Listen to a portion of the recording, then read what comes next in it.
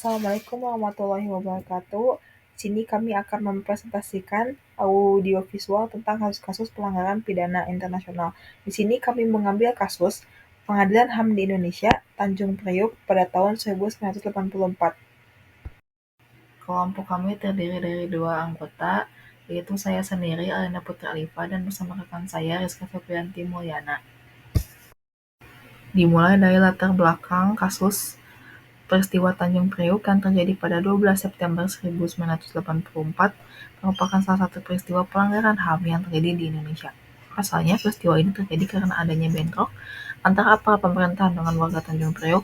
Pada saat itu, seorang tentara bernama Sersan Hermanu didapati memasuki area masjid tanpa melepas sepatunya. Tindakan tersebut membuat warga marah dan dipimpin oleh pengurus masjid menyerang dan membakar motor milik Sersan Hermanu. Akibatnya, beberapa pengurus masjid dan sejumlah warga ditangkap dan ditahan.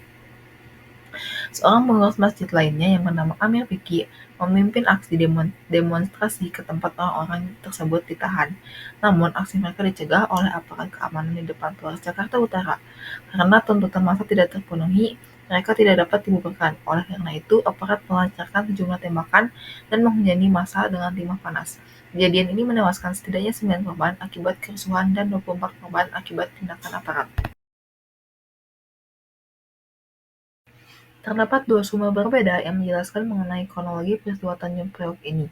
Versi pertama merupakan penjelasan dari pemerintah yang dikeluarkan 10 jam setelah peristiwa terjadi.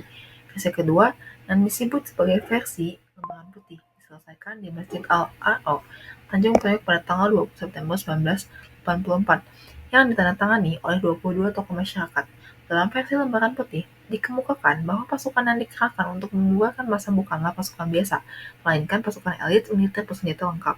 Ditegaskan juga bahwa massa tidak dibubarkan dengan gas air mata atau tembakan peringatan ke udara, melainkan langsung ditembaki dengan senjata otomatis, yaitu M16. Dari peristiwa yang sudah dibahas, terdapat beberapa data literatur yang relevan dengan peristiwa Tanjung Priok. Pertama, peristiwa kerusuhan pada tahun 1998 di kota Surakarta melalui perspektif korban yang diterbitkan pada tahun 2020. Maka dari masalah ini menjadi besar bermula terjadinya kecelakaan lalu lintas antara etnis orang Jawa dan etnis Tionghoa. Kemudian disusul terjadinya pemukulan etnis Jawa oleh etnis Tionghoa. Dari peristiwa ini, kerusuhan massal berkembang pesat di kota Surakarta, mengakibatkan pertokoan milik orang Tionghoa dirusak, dibakar, serta melakukan aksi penjarahan. Subjek hukum. Pelakunya yaitu aparat pemerintah militer bersenjata dan korbannya warga kota Tanjung Priok. Sumber hukum. Peristiwa yang terjadi di Tanjung Priok merupakan salah satu peristiwa kerusakan yang termasuk di dalam pelanggaran HAM yang berat.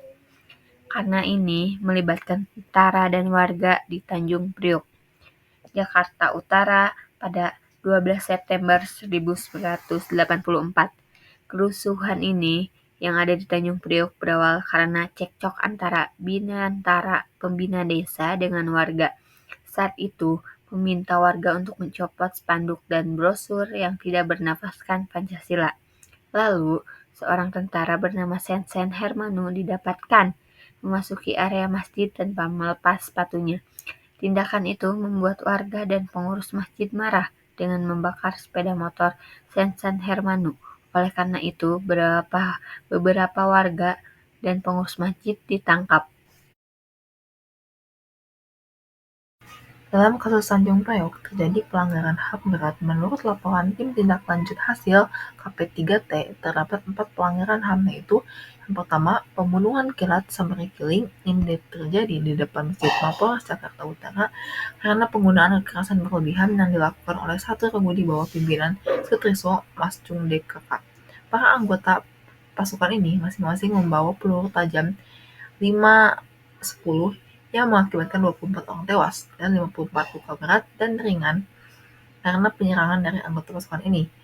Kedua, penangkapan dan penahanan sewenang-wenang (unlawful arrest detention). Penangkapan dan penahanan sewenang-wenang ini dilakukan oleh aparat TNI ini setelah peristiwa Tanjung Priok yang dilakukan terhadap orang-orang tersebut dicurigai mempunyai hubungan dengan peristiwa Tanjung Priok. Jumlah korban sebanyak 160 orang yang ditangkap yang tidak sesuai dengan prosedur dan tanpa surat perintah dari atasan. Para korban ditahan di Laksusda, Jaya Kramat 5, maupun dan Guntur, dan rumah tahanan militer Cimanggis. Yang ketiga, penyiksaan tortur. Semua korban yang ditahan di Laksusda Jaya, Mapum dan Guntur, dan rumah tahanan militer Cimanggis mendapatkan penyiksaan, intimidasi, dan teror dari aparat yang membuat korban luka-luka dan trauma. Yang keempat, penghilangan orang secara terpaksa, enforced or involuntary disappearance. Fakta-fakta tindakan ini antara lain lokasi pemakaman bagi 24 jenazah dari RSPAD yang tidak dapat diidentifikasi lalu dimakamkan secara terpisah jauh dari lokasi kejadian. Pemakaman ini dilakukan pada malam hari di 3 tempat secara terpisah tanpa adanya pemberian identitas baik tanda-tanda pada makam, pesan dan keterangan, dan pencatatan administratif. Keluarga korban dilarang mengetahui keberadaan dan kondisi korban. Yurisdiksi Pengadilan ADHOC Islah, yaitu hak prerogatif korban. Piagam Islah tentang peristiwa Tanjung Priuk 12 September 1984 menunjukkan bahwa pilihan melakukan islah adalah pilihan yang didasarkan pada keyakinan agama dan kesadaran para pihak secara sukarela. Para korban dan pelaku yang dalam piagam islah tersebut menyatakan sebagai pihak satu dan pihak kedua yang melakukan perdamaian dan melakukan pemaafan. Pengadilan HAM, tanggung jawab negara. Dalam hukum positif Indonesia, kejahatan terhadap kemanusiaan itu sendiri sudah merupakan legal definition of crime. Kejahatan yang formulasikan menurut hukum pidana melalui Undang-Undang Nomor 26 Tahun 2000 tentang Pengadilan HAM, Pasal 9 Undang-Undang Nomor 26 Tahun 2000 mengatur tentang kejahatan terhadap kemanusiaan. Dakwaan atas kejahatan terhadap kemanusiaan inilah yang sekarang dihadapi oleh para terdakwa kasus Tanjung Priuk. Islah, pengaruh terhadap proses kesaksian. Sejak pemeriksaan saksi dimulai pada awal November 2003, Pengadilan HAM Tanjung Priuk sampai saat ini telah memeriksa 16 orang saksi.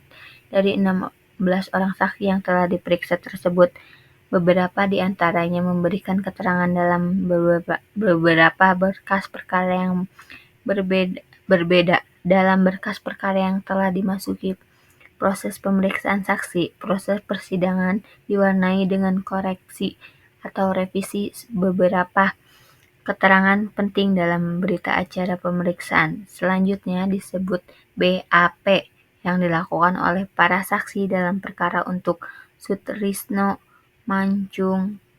Hampir semua saksi yang telah diperiksa mengkoreksi kesaksian mereka sebagaimana yang tercantum pada BAP, terutama untuk beberapa poin keterangan yang signifikan seperti pengakuan adanya penyiksaan yang dilakukan oleh aparat militer pada saat pemeriksaan di Kodim maupun yang penahanan di RTM Cimanggis. Hal serupa juga terjadi pada perkara Pranowo dan R. Butar-Butar. Islah apa yang harus dilakukan hakim? Seharusnya majelis hakim lebih fokus kepada pembuktian perkara, bukan mengeksplorasi proses islah secara mendalam. Majelis hakim seharusnya memandang islah sebagai suatu mekanisme yang sifatnya privat dan personal antara para korban dengan para terdakwa. Majelis hakim tidak boleh terjebak kepada persoalan islah dan non-islah.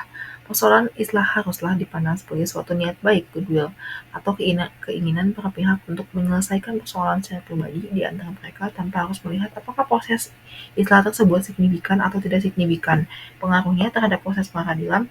Majelis hakim seharusnya hanya mendudukan posisi islah sebagai sesuatu yang dapat meringankan para terdakwa apabila dijatuhi pidana, bukan sesuatu yang dapat menghapuskan kesalahan pada terdakwa.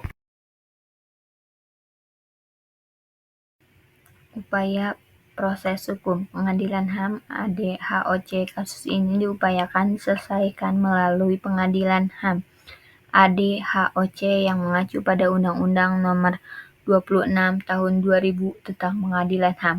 Proses ini dilakukan untuk mengadili pelanggaran HAM yang terjadi sebelum Undang-Undang Nomor 26 Tahun 2000 berlaku. Pengadilan korban dan keluarga korban tidak menerima keputusan pengadilan atas dibebaskannya beberapa aparat keamanan yang seharusnya bertanggung jawab atas peristiwa Tanjung Priok.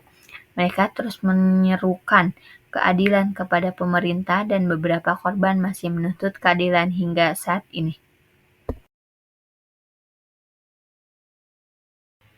Sekian dari kelompok kami. Assalamualaikum warahmatullahi wabarakatuh. Terima kasih.